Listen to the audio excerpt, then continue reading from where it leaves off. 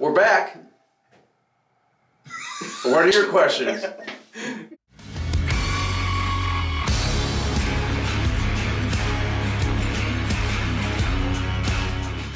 We are back today with another Q&A. Let's get this rolling. Donnie Miller from Facebook was asking, how much water does our water separator hold? And if it does get full, does it continue pushing fuel through the fuel system? Also, how does our water separator contain the water? I'd like to tweak that question just a little bit. Okay. Okay, I want you to answer the capacities because I'm sure you have those numbers in your head. I don't. But when a filter gets full and reaches capacity, all other filters that I know of, once it's full, pass fuel and water. Okay, once it reaches capacity. Ours is the only filter that I know of out there that once it absorbs all the water it's going to absorb, it stops flowing. When we stop flowing, we're stopping where you have to do a filter change and maybe get rid of the fuel that's supplying that crap. Yeah. Now, on other filters and filter systems out there, when that water keeps passing with the fuel, you are more than likely, if it's that much water, you're not only going to be replacing the fuel tank and the fuel in the tank, the filters, you're also going to be replacing an injection system. And nowadays, a lot of these new systems, they will not just replace the injector if something's going to fall apart. They're going to be replacing the common rail, the CP3, CP4, things like that, because of the debris in there. And you're looking, I was just told this last weekend at the Louisville Truck Show, it was $8,000, and that's not out of the norm. Oh no, Okay. Absolutely not. Now the XWS 3002, which is our standard size water separator. That's the shorter one, right? That's the shorter one, Okay. correct. That one will hold approximately 120 milliliters of water. And now our extended length filter, which you can put on a pickup truck, but those come standard on our systems, our industrial series systems for Class 8 and heavy duty, and on our signature series systems for the Class 8 and heavy duty. Those will hold approximately 180 milliliters of water.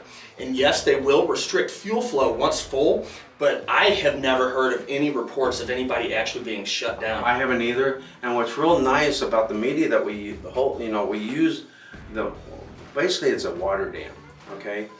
But with us using a microglass, it's a lot more efficient. So we're allowing fuel to go through, and microglass is about 400% more efficient than cellulose, what most filters are made out of. So we're able to block some of that and keep flow going to your engine. Taylor Woods from Facebook asked, do you offer a way to turn fuel pressure up or down on your fuel systems? The reason I ask is I have a VP 5.9 liter Cummins, but I may end up putting a P7100 in place of the VP. Obviously, those require different fuel pressure, but I want to know if there's a way to easily adjust my fast fuel system to accommodate the P7100.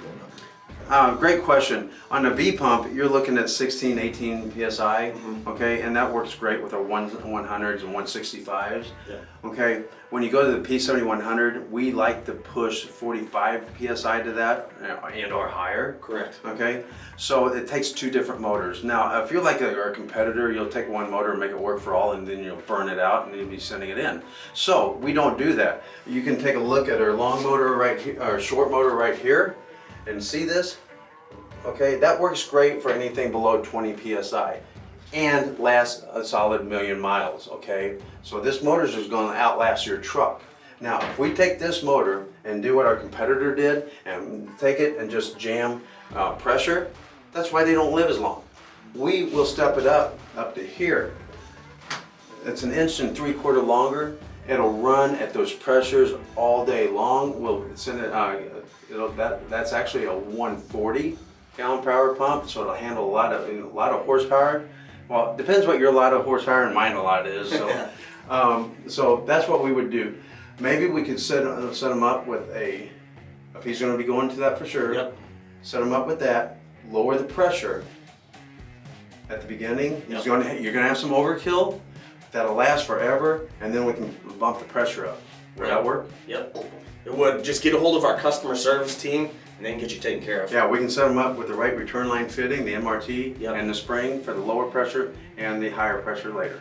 C.W. Williamson from Facebook asked, why is the fast fuel system installation for the 2015 to 2016 LML so different from other year LMLs, like having to take the fuel tank down, remove the sending unit, and drill and all that for the fuel lines?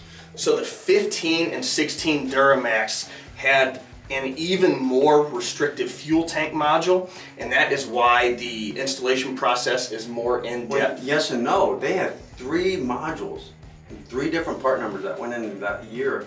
One of the modules, our 100s and 165s worked with excellent, but we couldn't risk it because we didn't know which module would be in the truck. Because I'm telling about the other 2 modules. Yeah, they're extremely restrictive, and what that's going to do, it's going to make the FASS system noisy and kind of sound like it's gurgling from cavitation. Like a bearing going out? Like a bearing going out, exactly. So that is why you drop the fuel tank and modify the fuel tank module to ensure the FASS is getting a proper fuel supply into the pump and also able to get a good return back to the fuel tank. Yeah, so we just didn't want to risk it because the trucks that we tried it on at first, we actually was sucking from the stock module, yeah, and it was working great. But then we have a minimum of, I think, 10 trucks that we put them on now before we send them out and make it production. And the trucks that we did, it worked great. But now we put out thousands of units, and then our customer service hears about it, and we're like, pull the brakes, what's going on?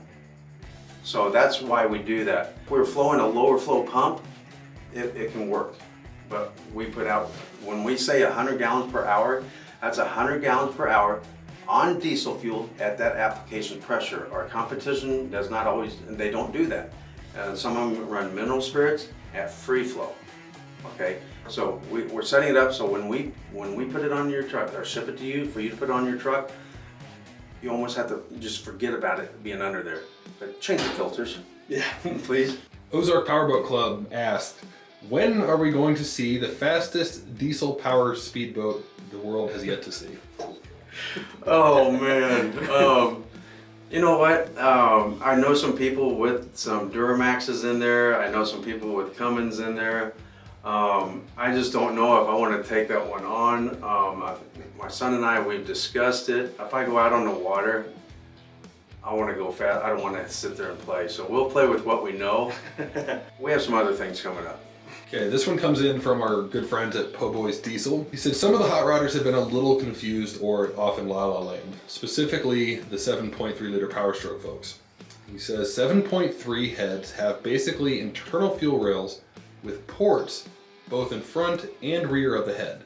Being that fast fuel systems have an integrated return, can a 7.3 liter Power Stroke be fed directly from both intake and return ports, specifically on higher horsepower applications, eliminating all lines from the equation?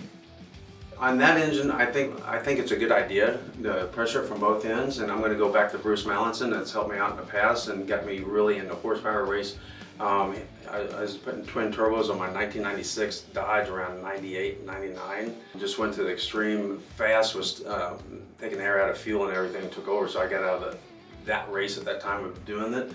But when you on a Cummins 855 Cummins, when you're feeding it from the front to the rear, and I'm going to 855 Cummins because it has a long head. Okay, you're sitting there, and Bruce Mallinson at Pittsburgh Power put a rail on the front of the head and on the rear of the head when you're feeding and then returning out there. Well, there's a 30-pound rail pressure loss. It's just like taking a garden hose and punching. And you're gonna, you know what? They have hoses like that have holes. You're gonna have a stronger stream at the source of the fuel, you know, at the source of the liquid, and it's gonna die down little by little. So to answer your question, yes, it is a good idea to feed from both sides of the cylinder head on your 730. Okay guys, I'm starting to feel I need to be challenged. Give us some more good questions and challenge us. If you want to ask us anything about competition, things like that, we love competition.